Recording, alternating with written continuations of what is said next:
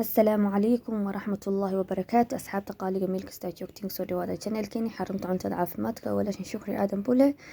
Inna lillahi wa inna ilayhi raaji'uun. Ayaamahan dil iyo qaadasho ayaa soo badatay. Maanta waxaan rabaa halkan inaan kusoo bandaayo gabadheena oo la dhaho Xafsa Cabdiwahaab. Waa gabadhii maqneed oo shalayna aan soo gelinayay videoga intuu qaybihii ugu dambeysay. asxaabta qaaliga dad muslimiin ayaan nahay, maalin jimca ayaan joognaa.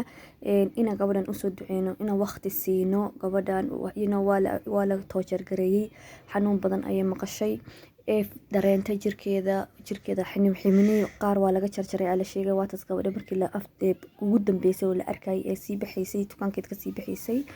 Maanta maxaa la dhahaa videogan qof kasta uu ka warhaya gabadhan Soomaaliyeed Xafsa Cabdiwahaab inay maqan tahay magaalada Nairobi lagu afduubay oo iyadoo dhiigeeda iyo si xun loo soo jirdilay jirkeedii la soo duubeen dhinaca Facebook soo galiyeen xitaa qaybta videoga shalay aan kaga hadlay gabadhii kale Najma ayaan kusoo daray. marka maanta waxaan rabaa inaga codsanaya meel kasta adduunka joogtiin, waa codsi inaan gabadhan u duceyno, ilaahay u barano. Dadka muslimiinta xaq ay isku leeyihiin, waa inaan dadka marka qof muslim ah oo waliba jirkaaga hilibkaaga Soomaaliyeed marka aragno inaan u duceyno, waqti siino, ilaahay u barino. waxaa la isku leeyahay xaq la isku leeyahay. adduunkan wuxuu yahay iska yar, maalinba qof waa la qabanayaa. waxaan waa qadar Allah ma shaa facala. gabar Soomaaliyeed walaasheen ah maanta u dhibaateysan waaye, aan u duceyno, hala sheegarayo sida awareness loo bixiyo oo dad kale u sii arkaan, dadka u sii duceeyaan oo gabadha loogu gurmado. I don't know wax ku dhacay dadkii Soomaaliyeed oo horta Kenya joogay, wax dhaqdhaqaaqa ugama jeedi. culimadii kulli dam wala isla aamusan yahay. waxaa la rabay in la banaan baxo, la qayliyo. I don't know wax un la tuso ina laga xun yahay qof dadkeena in maalin kasta qof anaga namid ah la waayay, siba qof dumar ah oo jilicsan. I don't know waxaan dhaho aad iyo aad aan uga xumahay. waxaan ku baraarujinaya dadka Soomaaliyeed meel kasta joogaan ee clipkayga dib soo gaaray, sheegaray, gabadhan u duceey, hala banaan baxo, wax hala qabto. I don't know culimadan waxay la aamusan yihiin run ahaantii iyaga dadka leaderka u ah oo maanta la dhahayo dadkii waxa waaye wax laga maqlaayay ama diintii saarneed ah waxay la aamusan yihiin makasaayay. dadkan isku sheegayo governmentka ku jiro dowladda Soomaalida uu ordaayo.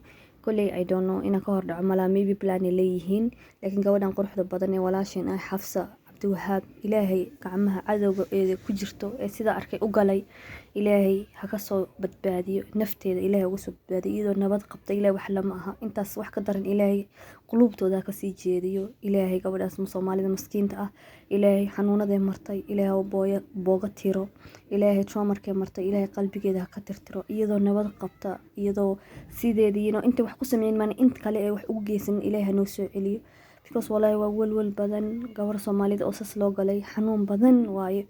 asxaabta halis ilaaliyo meel kasta joogtiin. dadka Soomaalida aan la hadlaya gabdhaha Soomaaliyeed ee Nairobi jooga, waxaan hadda soo batay gabar xitaa shalay laga helay jirkeeda waxa la dhahay gabadhan hadda waliba nooshahay, way haystaan la dhahay jirkeeda la meel laakiin mid kale laga helay magaalo Kayole la dhahayo. soo u jeedin dumarkii Soomaaliyeed loo soo dhigtay. dadkii Soomaaliyeed waxaan dhihi lahaa taxadara, adkaartina akhrista, ducooyinkan kusoo dayn doona oo marka wax ka cabsoonaysid banaanka u bixisid la akhristo waxaasoo dhan inaad iska taxadartid, afijignaatid oo laba saddex la iskula socdo oo gaariyaha la aqoonin la raaco oo banaanka galabtii waqti dheer laga soo laabto. dan kasta leedahay intaas meesha ku xirtid oo laga taxadaro because waxaan way soo laalaabteen. wiilka la maqan xitaa isagana saas oo kale loo afduubtay masaajidka jaamiya hoos ee laga kor qaataa la dhahay. soo dad kale Kenya jooga waxaas dhan way la socdaan, dadka kale unba ogeen. halkaas aan soo guuda baxaya. wassalaamu calaykum waraxmatullaahi wabarakaatu.